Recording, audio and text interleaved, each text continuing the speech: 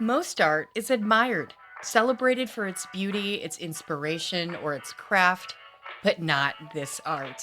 This art made people furious. The public called it obscene, they tried to shut it down. But here's the twist: the works that sparked major outrage now shape the very canon of art history. Some even sold for tens of millions. I'm Hallie with Artsy Shark, and this isn't your average highlight reel. These are the stories of art that fought back, works that were ridiculed, censored, and torn apart, only to become icons. Let's explore 10 of the most hated artworks of all time and how they earned their place in the halls of history. In 1996, British Nigerian artist Chris Ofili unveiled the Holy Virgin Mary, a 6 foot tall portrait of a black Madonna, glittering in gold, surrounded by collaged porno magazine clippings and supported quite literally by clumps of elephant dung. It was part of the Sensation exhibition of works from Charles Saatchi's collection. When the show reached the Brooklyn Museum in 1999, New York's Mayor Rudy Giuliani lost it. He called the painting sick, threatened to cut city funding, and even tried to evict the museum. Lawsuits flew. Protesters lined the streets. One man even smeared white paint over the canvas in a public act of outrage. But Ofili never backed down. Raised Catholic himself, he insisted the piece wasn't blasphemy. It was reverence reimagined. According to him, elephant dung wasn't a shock tactic. It was a material used in his Nigerian heritage. The porn clippings? Commentary on how the sacred and profane collide in modern visual culture. Despite the outrage, or maybe because of it, the work became iconic.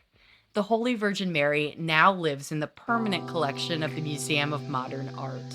Ofili won the Turner Prize in 1998 and went on to represent Britain at the Venice Biennale. What started as offensive is now historic. In 1917, Marcel Duchamp submitted a porcelain urinal, yes, an actual urinal, to the Society of Independent Artists under the pseudonym R. Mudd. The show promised to exhibit anything. No jury, no judgment. But when Fountain arrived, they panicked. It was rejected. Too crude, too ridiculous, too not art. What the committee didn't realize, Duchamp was already famous. He'd shown work at the Armory Show and was a founding member of the very society that turned him down. When they said no, he walked, then published a scathing essay defending the piece in The Blind Man, a Dadaist journal he co-founded. The urinal wasn't about plumbing. It was about philosophy, about turning the artist into a chooser rather than a maker. Take a mass-produced object, reframe it, sign it, and suddenly it forces you to ask, is art about craft or context? Fountain was never shown in the original exhibition. The original was lost. But replicas now sit in the Tate, the Centre Pompidou, and MoMA. A toilet became the most influential sculpture of the 20th century, and Dada was officially born. In 1987, photographer Andres Serrano unveiled Piss Christ, a luminous, golden-toned photograph of a small plastic crucifix submerged in the glass container of the artist's own urine. Visually stunning, viscerally offensive. At first, the piece quietly won awards, funded in part by a National Endowment for the Arts grant. But once the public and politicians caught wind of what they were actually paying for, the backlash exploded.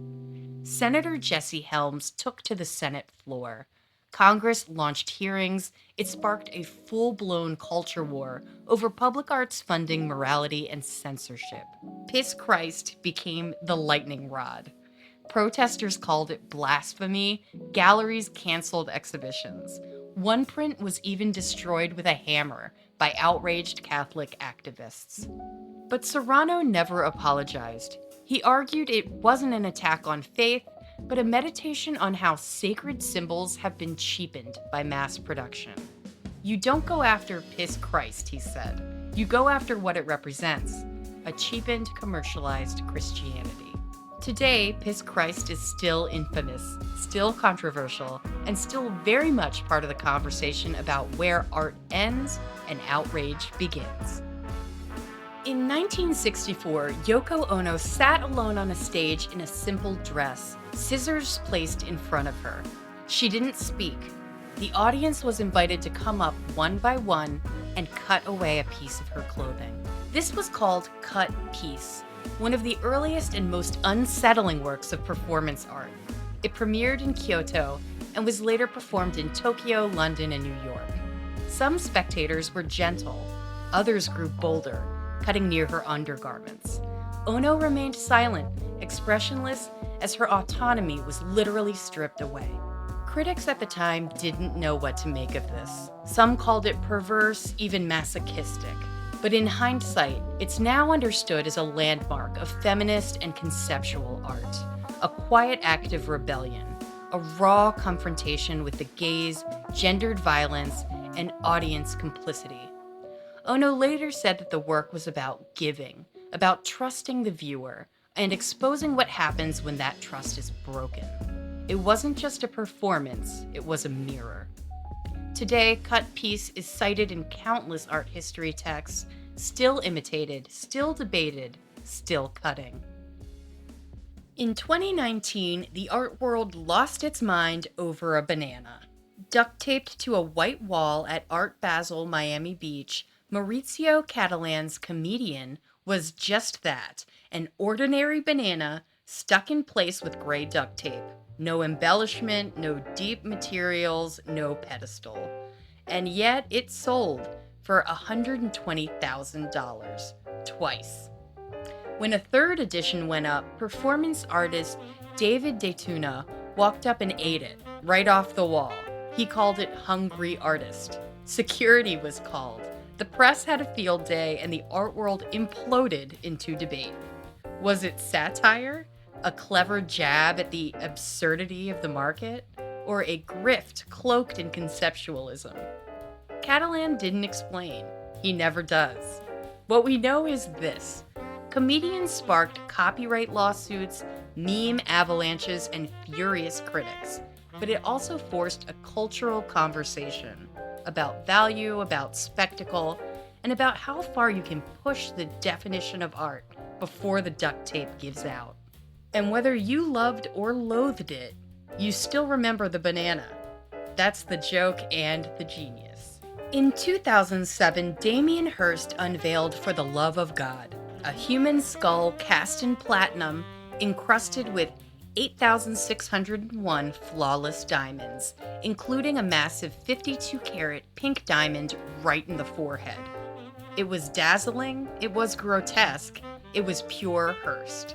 The price, $100 million. The public reaction, outrage. Critics called it obscene, a stunt, an insult to serious art.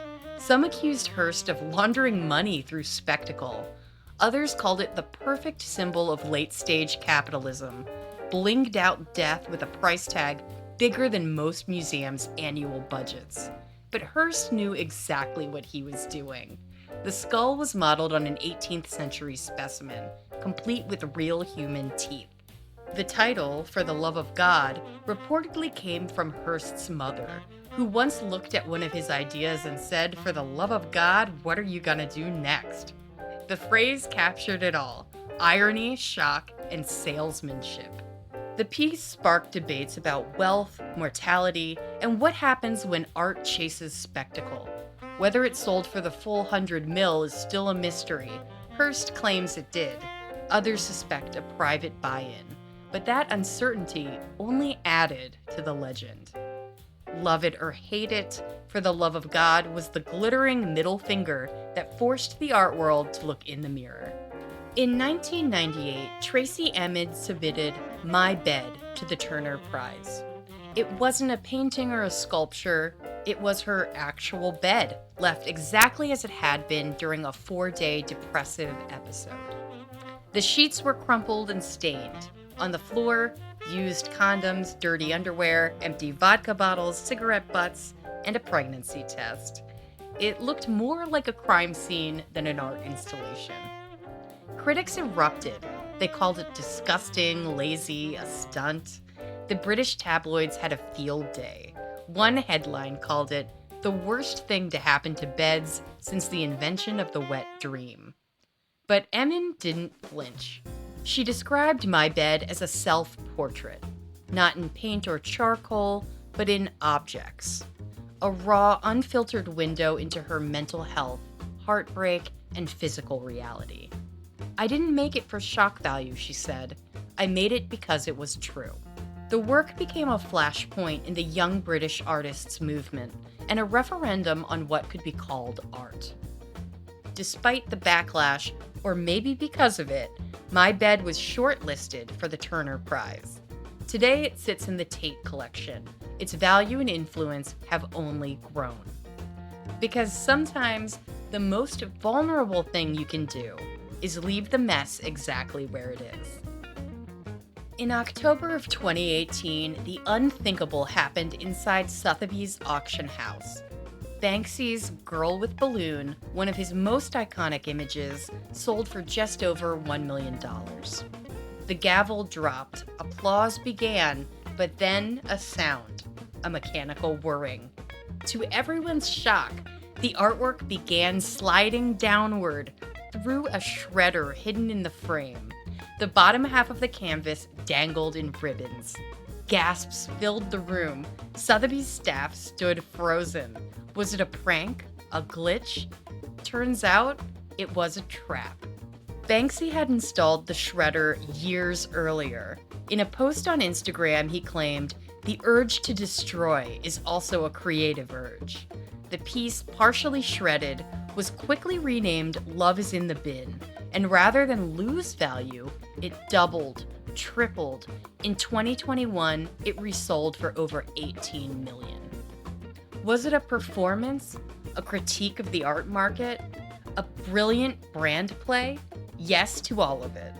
With one remote-controlled act of sabotage, Banksy took aim at the spectacle of art auctions, the commodification of rebellion, and the idea of value itself. And in the process, he created the first artwork in history to be made during an auction. In 1992, Jenny Saville unleashed Propped, a towering self-portrait that immediately defied expectations. It shows her nude, seated, flesh pressing outward in unapologetic folds, her gaze downward, yet unyielding. But what truly confronted viewers were the words, etched violently into the surface of the paint with the handle of a brush. They read, "If we continue to speak in sameness, speak as men speak, we will fail each other." The line wasn't decorative, it was a battle cry. At the time, collectors found it to be grotesque. Too big, too raw, too female. Museums shied away. Critics questioned her motives. Was it body politics? Was it rebellion? Was it art? Saville didn't flinch. She kept painting the body. Bloody, stretched, swollen, real, not objectified, not eroticized, just present. And slowly, the world caught up. By 2018, Propped sold at Sotheby's for just over $12 million, setting a new record for a living female artist. The painting, once deemed too much, had become a feminist landmark. It wasn't just her body on canvas, it was her refusal to shrink. Few artists have been more misunderstood or more mimicked than Mark Rothko. His signature style, vast luminous rectangles of color floating atop one another in thin, trembling layers. To the untrained eye, they may look like just blocks of paint. To critics, they were called wallpaper. A child could do this, a glorified mood board. But Rothko wasn't painting pictures, he was painting experiences. He once said that he wanted viewers to cry in front of his work, to feel the same spiritual gravity that fueled him while he was painting. His pieces weren't meant to be looked at, they were meant to be absorbed, like music or prayer. In 1970, Rothko died by suicide in his studio. That same year, His final series of paintings, deep reds and blacks, were installed in the Rothko Chapel in Houston. Visitors now describe the experience as meditative, even sacred. Today, Rothko's work sells for upwards of 80 million. One piece, orange, red, yellow, fetched nearly 87 million in 2012. At the time, the highest price ever for post-war American art. The takeaway? If anyone could do it, someone else would have, but they didn't. Thanks so much for watching Artsy Shark.